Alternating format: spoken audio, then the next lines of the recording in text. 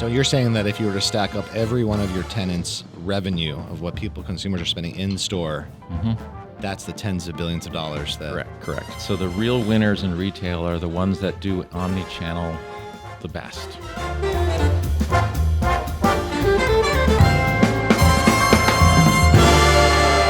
All right. Chip Harding, Simon Malls. Afternoon. Good to see you. Great to be here. Welcome. Thank you. Billboards, bets, and a little bit of booze. You ready? I'm a little nervous, but I'm game. Let's do it.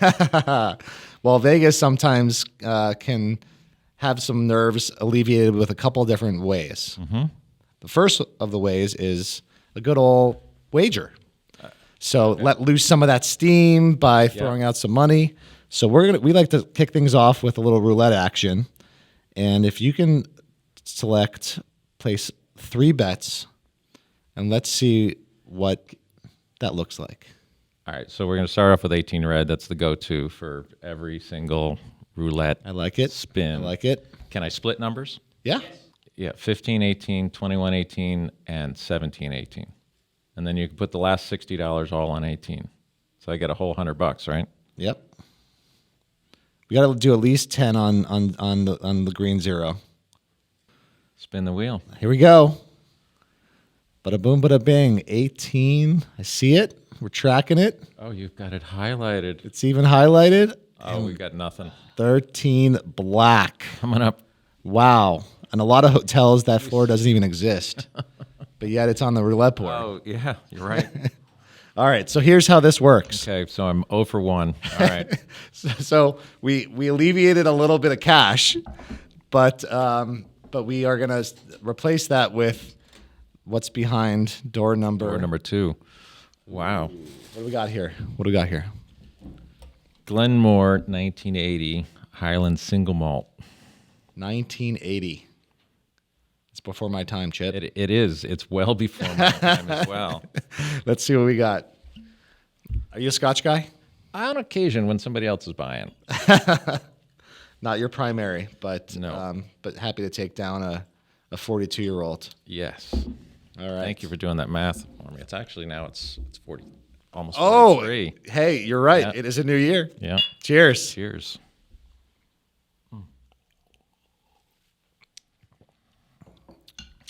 That's smooth. That is delicious. Yes. That is nice. Well, thanks for coming. It's great to see you as always. And for those who may or may not know Chip Harding, but may know probably Simon Malls, if you could just share a little bit about Simon Malls, your role, and just kind of the network and your responsibilities there. Sure. Yeah. So Simon Property Group. So we do shopping centers across the world actually. And here in the U.S., we have many of the big ones like King of Prussia, the Mall at Short Hills, the Houston Galleria, the Beverly Center. Here in Vegas, we have the Forum Shops, the Shops at Crystals, Las Vegas North Premium Outlets, Las Vegas South Premium Outlets, and 200 others. Yep. So 220 others in the U.S. And then around the world, we have properties in Japan, Korea, Malaysia, Thailand. We have investments in Europe and 130 some odd shopping centers across Europe. And more recently, we've actually been getting into retailing as well. So through some JV partnerships, we also own Forever 21, Eddie Bauer, Reebok, Brooks Brothers, Nautica, Aeropostale, JCPenney. Wow. And then also online shopping, so roulala.com, Gilt.com, shoppremiumoutlets.com. Gilt.com is you guys.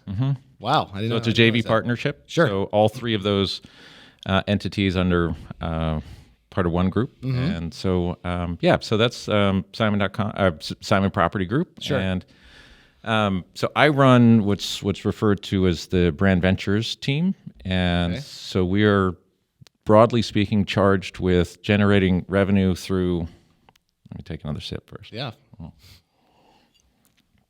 Generating revenue through any and all means outside of leasing space to stores. So we have nothing to do with that. So and it comes primarily in 3 forms. So the first and the biggest is out-of-home media.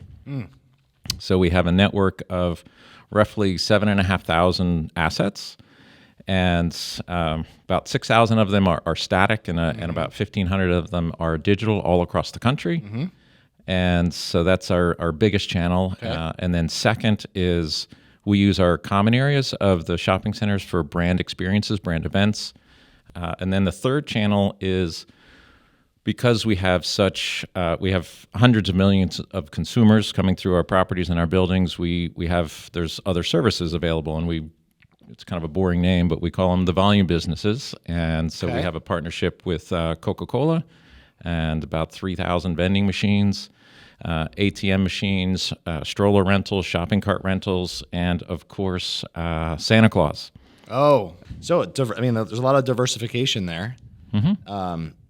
And are there some things that are more just like, it's just they're humming, you just got to make sure that the wheels are oiled and there's not much happening there, and others are really the focus? And obviously this show we talk about bets, and that between what you just described there as you're a landlord with real estate that you own and tenants, but you also own some of the brands too. So you are a retailer, or you have JVs in these businesses, and all that slew. How do you prioritize? How do you think about where the biggest upside opportunity is, and how that's changing in this landscape? Well, I just focus on the brand ventures team, which is those three pieces that I talked about. And so in terms of prioritization, the first and foremost is people. And so the team has got to be productive, and we get contributions across the organization at the local level, the regional level, the national level, and we do so much volume. We need all three of them working at 100%, 95%, 105%, because it's if something happens with the local operation in Houston, right, nobody else is doing that. Right. So we need to make sure first and foremost that the people are productive. They're in the right headspace, and the right assets and the right support. So that's priority number one. And then second, I look at what else how can we grow? Where can we add? And so that's it's something that's really excited for 23, is that we're getting back into our capital investments. So we've got a number of new LED projects that are in various stages of either funding approval, or it's been approved and it's in construction, that type of thing. So there's during the pandemic, obviously the consumer's behavior changed from shopping, ordering, delivery, online. What are you seeing, post-pandemic now, and what are some of the number stats? I mean, has it returned to the pre-pandemic, or are we seeing anything different? We're super excited. So the pandemic really created, nobody could have foreshadowed this, but it created this amazing opportunity for us. So there's a number of things going on in retail in the U.S. So one is the U.S. was over-retailed. So on a per population basis, we had 5x the number of retail square footage as Europe. So if you take all of Europe and you add up, the quantity of square footage dedicated to retail, we were 5x. So you don't really need a gap at every mile. I agree with that. You don't. Second that. So what the pandemic did for us is that it took 7-8 years of activity and condensed it into basically 9 months. So it was a really positive cleansing. And it really pushed out a lot of the bad, lower quality stuff that just was hanging on. Lower quality stuff, bad operators, and it opened up a whole bunch of opportunity for us. And so currently we're at 94.5% occupancy across our entire portfolio. Wow. So that's so the occupancy is one data point. Another data point is that we get the spending information. So sales is another indicator of the vibrancy and the health and activity that's going on, and so that's also really, really positive. And it's in the many billions of dollars in terms of actual money that's spent within our four walls. So you're saying that if you were to stack up every one of your tenants' revenue of what consumers are spending in store, that's the tens of billions of dollars that correct that flow through your properties. Yeah, and there's some individual properties where at one location, the spending exceeds $1 billion on an annual in 2021 and in 2022. So it's pretty powerful stuff. And that's something I think you're right, that a lot of people, have transitioned to using Amazon for a lot of their purchases, and they think that, the majority of consumption is happening online. And what is that? What would you say the actual percentage is of in-store brick and mortar versus online? Online is approximately 14% of total consumer spending. Yep. It's grown. When you start from a small base and you grow 60% or 80%, it sounds phenomenal, which it is phenomenal, and that's great. But it actually in 2022 it actually dipped a little bit. Not a huge amount of maybe 0.2 or 0.3 of a percentage point. Because people want to be back out of home. Yes. They want to touch and feel the clothes and try it on in person and have an outing where it's not just an efficient way to buy something. You don't want to. There's only so many times that you can buy 3 sets of something online, have it shipped to your house, and none of it fits. Right. Or the color just doesn't look the way it did in the picture. So it's people aren't so excited about that. I don't know how it is in everybody's household, but mine, it's the online spending is more utilitarian. Yeah. And when it comes time to if you want something new and you're not sure what it is, you want to go and check it out. Totally. And it's an experience in and of itself, and then you're more satisfied at the end of the day with what you got. So for sure. Yeah, and then there's even the hybrid stuff where maybe you do some shopping online, but you go to the store to actually pick it up. So there's lot of... Is it happening? A lot of that. So the real winners in retail are the ones that do omni-channel the best. And that is, you got the check shirt. So here it is in a slightly different color, or here's the same fit with a different style or a different print. They're the ones that are really, really winning, and you have to do both. Yeah, it's simple as that. You have to have that communication lined up so that you can personalize the experience, because that's what it's all about. Yeah. And so omni-channel is key. And they might be exposed to it on social. They might be exposed to it when they're doing a search through Google. But at the end of the day, like you said, the ability to go to that store and actually feel it, touch it, and also, for your shopping centers, like what sort of time are people on average spending when they're coming out there? Is it going in, getting that shirt, leaving, or is it more of on average? So the national average across all of our shopping centers is about 85 minutes. Okay. At the outlet centers, it tends to be longer, and then there's the seasonal shopping trips, which if you're doing your back to school shopping, it's also going to be longer. But if you average all that stuff together, it's about 85 minutes. Okay. But we've been doing a lot on the tenant mix of the shopping centers to extend that stay. So we've been adding a lot of lifestyle components. So it used to be just there would be a food hall and a movie theater. Now it's more upscale sit down dining. Lifetime Fitnesses, so we've been opening up lots of Lifetime Fitnesses. Is it really? So yeah, we've also been adding residential. Yeah, so the audience trends are back. People are being able to do more things at the properties, and it's constantly changing. When you think of out of home, so you mentioned 7,500 or so assets, but 1,500 are digital. How do you see that changing, and also how are you bringing that to market? And does that in any way kind of fit into the bets you're making from an investment perspective? Yeah, it does. So the first part of how is it changing, evolving. So I talked earlier about how we're adding more digital. Right. So this would be some of the examples that I gave was a conversion of static to digital, and others it's brand new digital. Starting in 2016, 17, 18, 19, we were looking at about 20 to 25 properties a year and doing a static to digital conversion. Okay. So we're picking that back up again, and we'll continue down our digital transformation. Continue down our list. On digital specifically, we're really excited about programmatic. So we launched our programmatic right when we closed all of our shopping centers during the pandemic. Okay. So it was a perfect... I've heard that before. That's never let a good pandemic go to waste. We nailed the timing on that one. but since then we've been learning a lot. I mean, obviously we've had double digit growth. I mean, 150%, which is easy when you're starting with a really small base.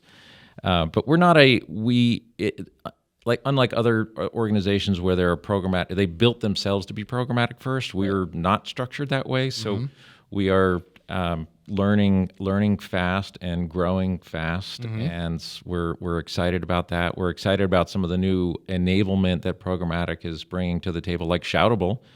So there's a lot of fun stuff that we've got on the horizon with that, and I think our venues and our screen formats are ideally suited for the Shoutable concept, which is great. And those celebratory moments they happen all the time inside shopping centers, whether you're going to purchase the gift for it or you're actually doing the celebration there. So it's almost like a match made in heaven. I mean, it's really we're super excited about that and happy to be working with you on that. So we should probably pour another drink on that one. Right? We might want to do a double up on that one.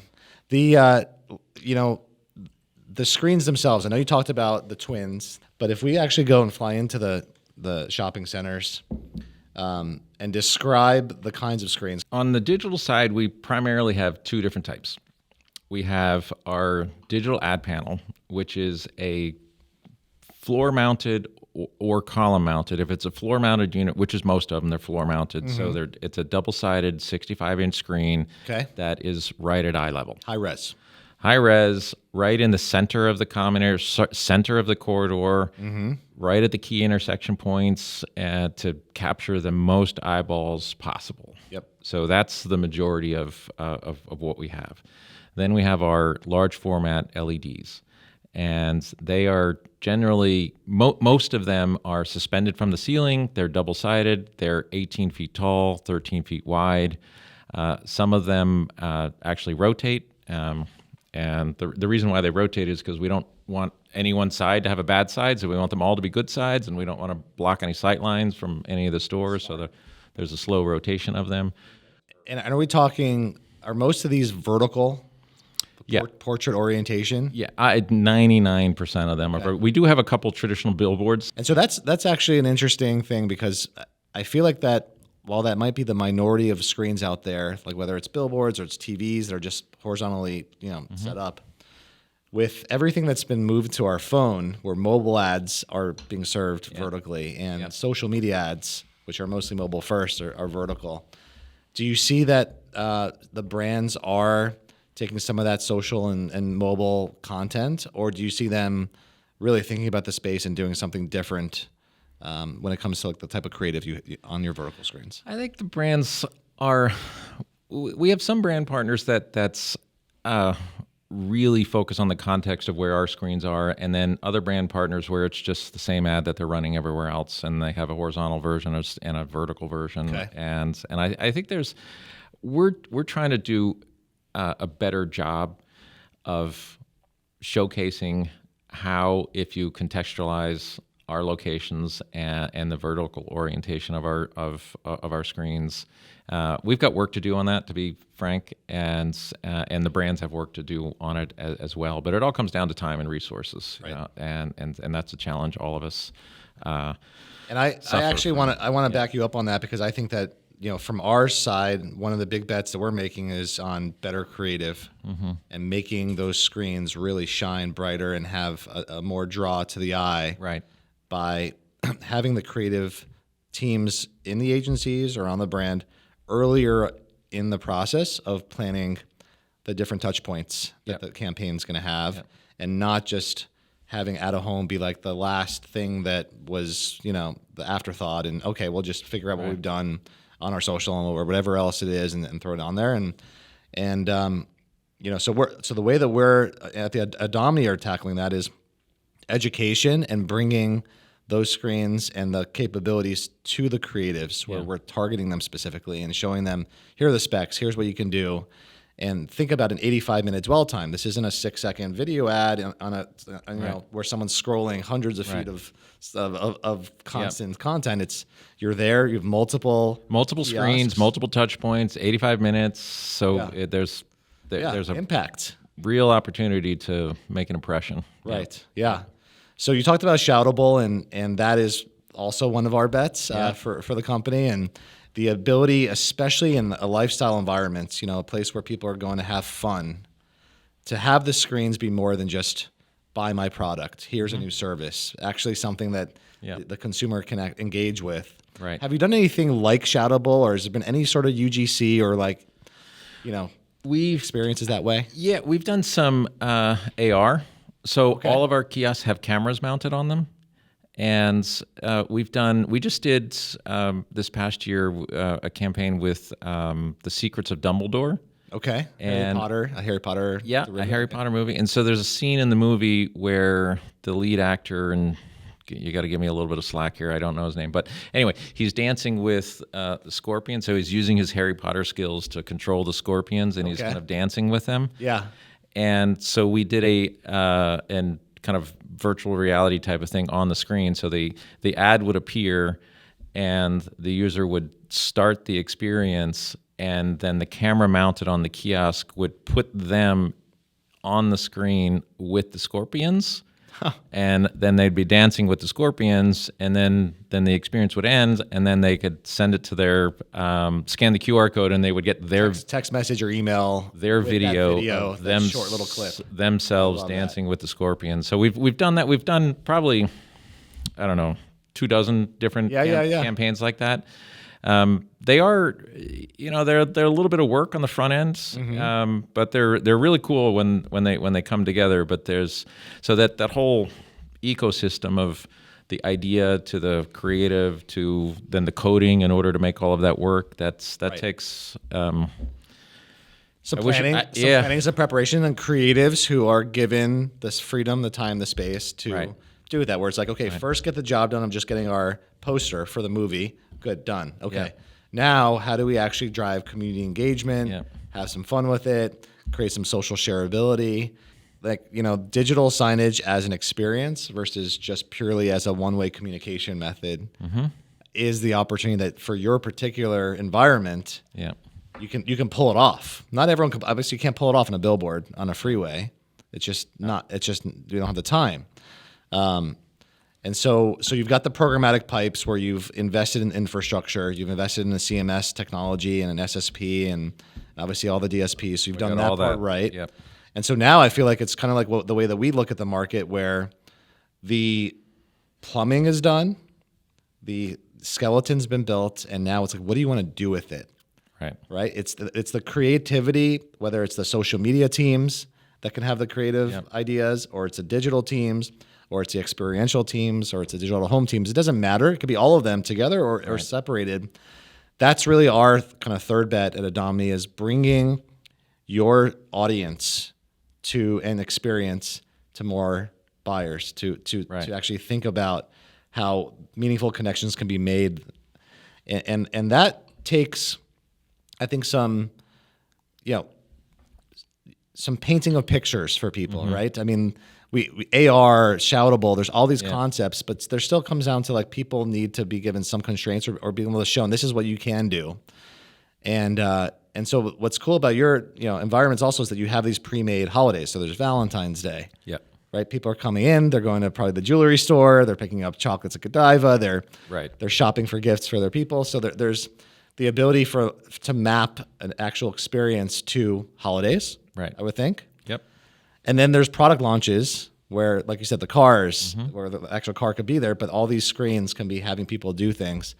So I'm excited to be working with you guys to tell those stories, to show what's possible, to test and learn. Are you doing testing and learning as part of your... All the time. I love test and learn. I mean, I offer that up in every single conversation that I have, is that if you want to seriously roll up your sleeves and test and learn, then we're in. Nice. And it's great when people respond positively. We did a campaign again right before COVID with a jeans company. Okay. And I'll just kind of leave it at a jeans company. But it was really fun because we ran every week. We were running different campaigns or different creative, and it was all digital. And then it was a single product, and then they were looking at the sales, and then they modified the creative, and then again it was a single product looking at the sales, and then they kept dialing it in week after week after week, Optimizing. and yeah, it was perfect. And I'm like, this is how it should be. This is exactly how it should be. And so they learned a lot. We learned a lot. So another campaign we're running with this is running right now actually, with a credit card company. Okay. And it's about you with every credit card you get special perks and benefits, right? Right. So that's the general gist of this campaign, is that you, with this specific type of credit card, you get special discounts. Okay. And so we went to our retail partners and we said to, hey, store number one, we're going to do this campaign, and you're going to be part. If you would like to be part of it, give us a special offer that's better than all of your other offers. So we signed up about 30 of our retail partners to do that, and so we took this curated collection of offers. Discounts. Yeah.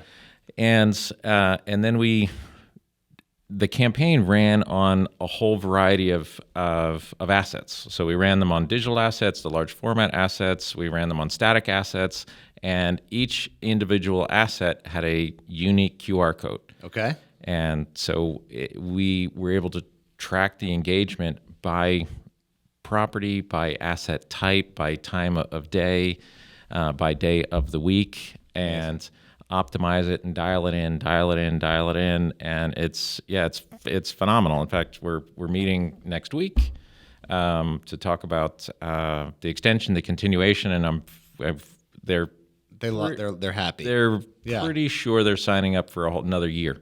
Wow. So so we're pretty excited about worked. that. So yeah. Yeah, I mean, and I think that's where we want to end up going. We know that we're not a one-to-one medium, but there is a tremendous amount of value of optimizing creative, optimizing time of day, and actually seeing results, whether it's the sales from the registers or it's the shares online, if that's one of the objectives. That campaign also, just one more detail. We also there was a Hispanic component to it. Okay. So we had in language stuff. Multi-language. Yeah, and so that was really opened up a big, wide, big door. And I mean, it was the numbers and the results are black and white. And what we're talking about here is something pretty standard that they do in programmatic online, the multivariant. Mm-hmm. You know, it's like we're gonna do 8 different colors. We're going to do a few different variations, and we're going to see what kind of works. Right. And when you are within walking distance of being able to buy that product, right, you know, on premise, right, the whole path to purchase, that is when people's minds are open. They've got their credit card in their hand. Their mind is open. They're in a shopping mode, and you just present that at the right place, and then it's an easy way to be able to act on it. Yep. I mean, it really is online, but we didn't talk about this actually yet, but I've been meaning to ask you. So there's a destination campaign, so a tourism campaign that's we just got a whole bunch of creative come through last week, actually, or maybe this is the beginning of this week, and it was like 20 different versions of the creative, and I'm like, that's fantastic. They're loading all that up into a Domini, so that then they can dial in which ones are being more effective. And so we're excited about that coming to life on our screens. And wherever we can, we're encouraging people to do that. That ad fatigue is a real thing. Yep. And gone are the days where you put up that one ad and it's a reach and frequency and it takes 10 times. No, like recency is what matters. Right. And if you've seen relevancy. It before, recency exactly. and relevancy. So it's with the message in Chicago is going to be different than the message in Houston. Totally. So. And the ability to be able to schedule it easily through an online platform, to swap it out as need be, or even tie a dynamic feed, which is some of the cool things we're looking at doing, more dynamic content this year. It's super, super cool. And thanks for being progressive. Thanks for being open-minded, because it's not the most normal thing in this industry. I think a lot of the media owners, or a lot of the industry, has been sort of comfortable with a certain way of doing business and is in some ways waiting for things to just come back. And I believe that it's not as fun. No, you gotta you gotta put yourself out there and freshen it up, and you gotta find ways to engage with the way that people are consuming content today and the way they want to spend their time. And you guys are open to that, and you guys are doing it. And I think that really we have just scratched the surface. There's so much still Agreed. for us to test, and then also have our brands tell us, here's what we need you to be able to do. Right. And that ball is rolling. So Cheers. cheers to innovation and partnership. Thank you.